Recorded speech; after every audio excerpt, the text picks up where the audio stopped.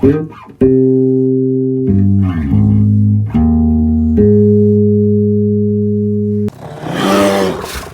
now, Grizz here today, back at it again, and just got a couple knives in the mail I wanted to check out. I think I'm just going to check out one of them right now that's really got my interest peaked here.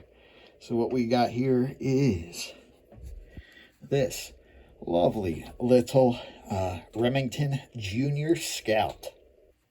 Yeah, so this is basically like you know, the 84, it's like the 84 millimeter Victorinox. You know, it's the smaller version. These are often sold as they're often Girl Scout knives, but this one is just a smaller Scout knife.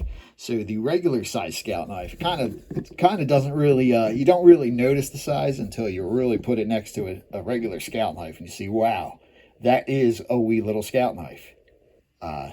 If I may pardon a phrase from my good friend Patty. Yeah, so, but this, I've wanted one of these for a while. This one finally came up for sale, and she was a beaut, so I had to pull the trigger on it. It's got the, you know, jig bone scales going on, meant to look like stag. I particularly like these ones. Sometimes I don't like, I like how I like when they get lighter colors around the edges and stuff like that. I think that looks great. Hey, thanks, Amp. I really appreciate you buzzing in the middle of my video. Wow. You can't even count on your musical equipment to not beep in the middle of a video anymore. For God's sake. What the hell's going on over here? I'm just going to leave that in the video, so if you have a problem with that, I don't know what to tell you, cry about it, I guess. So let's get back to the knife. Enough silliness, really. If I may, Amplifier, do you have anything to say? Would you like to add a conversation about the Remington Junior Scout? I didn't think so, thanks. So, anyway, we've got the little Be Prepared Scout badge with the eagle, the fleur-de-lis, whatever they call that flower thing. Yeah, man.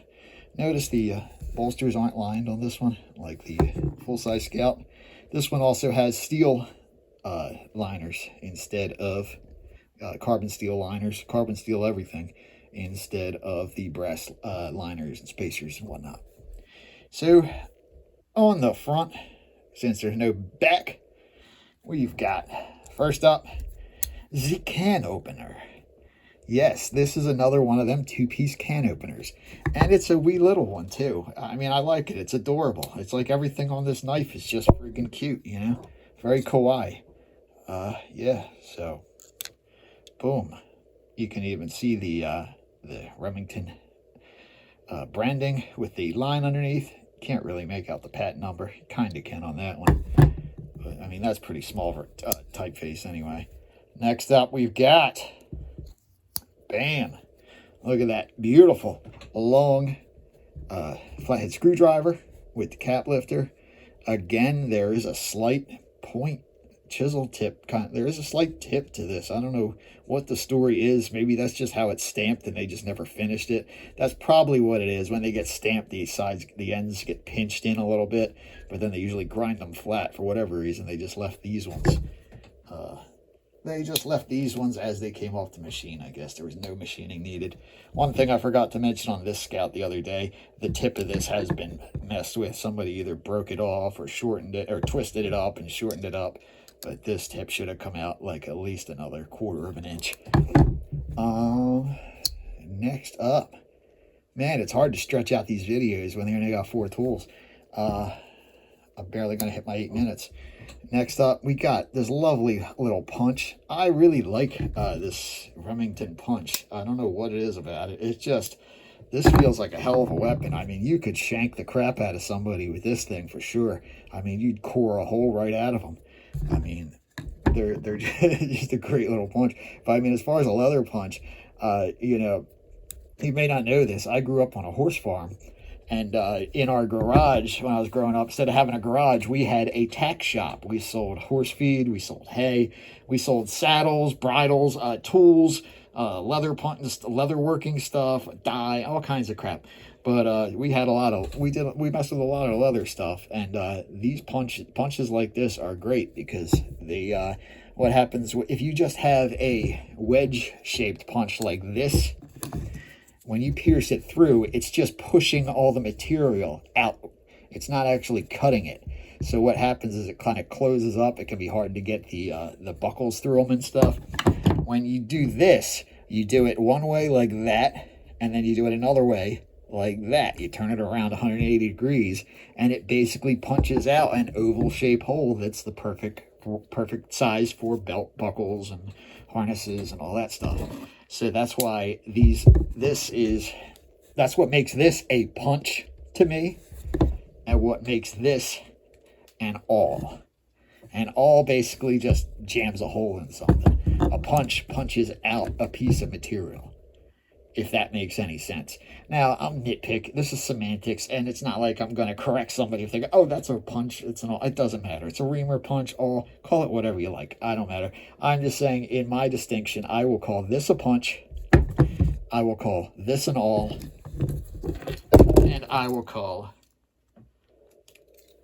this a reamer. Bam!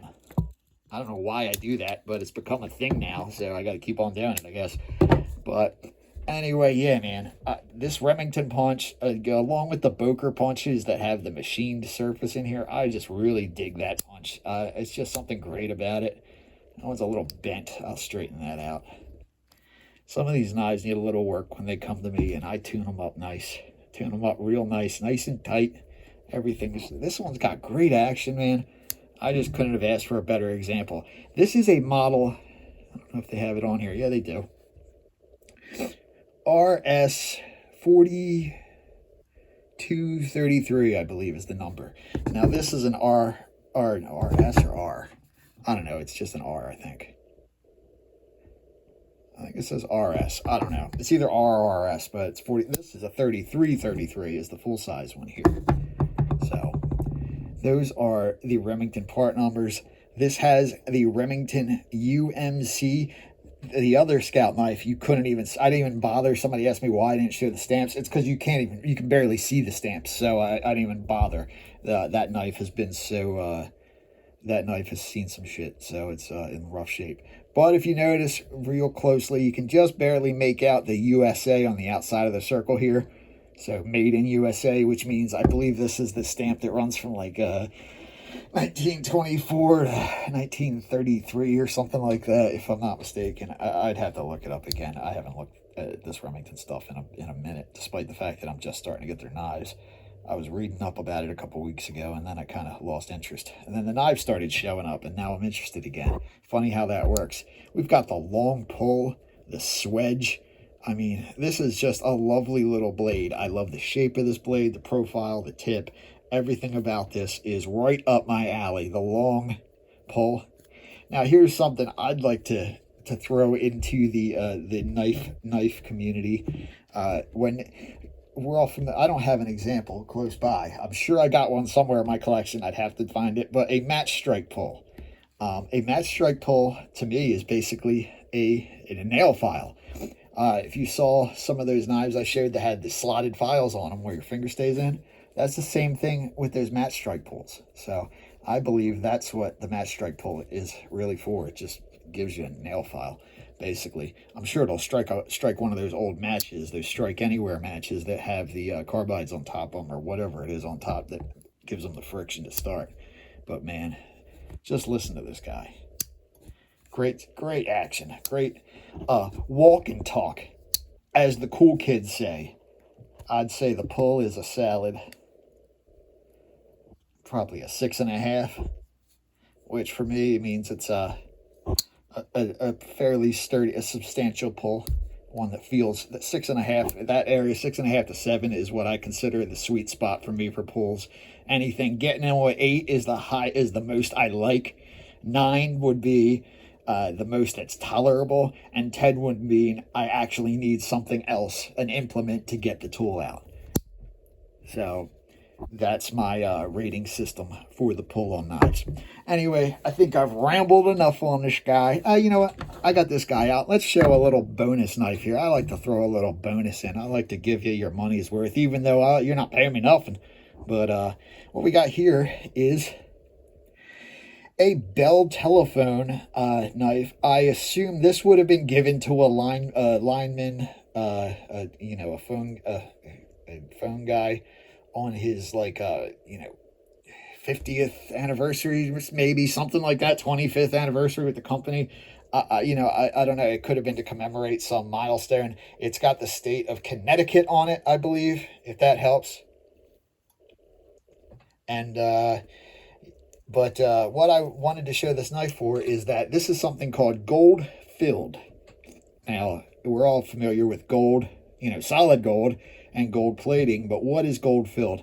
Gold filled means they basically take a piece of gold foil and wrap it tightly around another piece of metal, and it then is like electrically bonded to it, but it's basically a different way of plating. Basically, when something says gold filled, it's supposed to be a little higher tier. It's basically a thicker plating. It won't rub off as easily, although it still could, I'm sure. But you'll see it says, like, you're not going to read this, and my phone's never going to get it, but it says something like 12K. Now you can see it at the end there. 12K GF. Gold filled. So don't get excited when you see one of these handles and you see it says 14K or 18K or 24K even. If it says GF after it, it means it's junk. But this is not a junk knife. This is a nice little knife. This is made by Geisen and Forstoff and Soligen. They are a quality brand. Rust-free stainless, Germany. Again, great little knife. Look, that's a good little blade on this guy. It's got this just adorable little nail file. I mean, look at that thing. But it's even double-sided. That is fantastic. Outstanding. And this is actually, I used this last night. It's a good little nail file. And then finally, it's got a sweet little pair of scissors on it, man. And you know what this reminds me of? That, what is that called? The Domo? I don't know. The Japanese classic they have out with the square. But yeah, just a cool little knife. I like that it's got the little bail. I mean, this is just a watch fob knife. You know, back in the day, the idea was that you would have your watch connected to something like this, and it would be in your usually run through a button loop on your vest and go into your, like, inside your shirt pocket. And that way, if somebody, just a pickpocket, tried to pull your watch, it would kind of, you know, they'd kind of get caught. But, you know, I don't think that has been relevant in a very long time. But yeah, neat little knife, little bonus action right there. Anyway, thanks for watching. I'll see you in the next one. Peter Greer is out.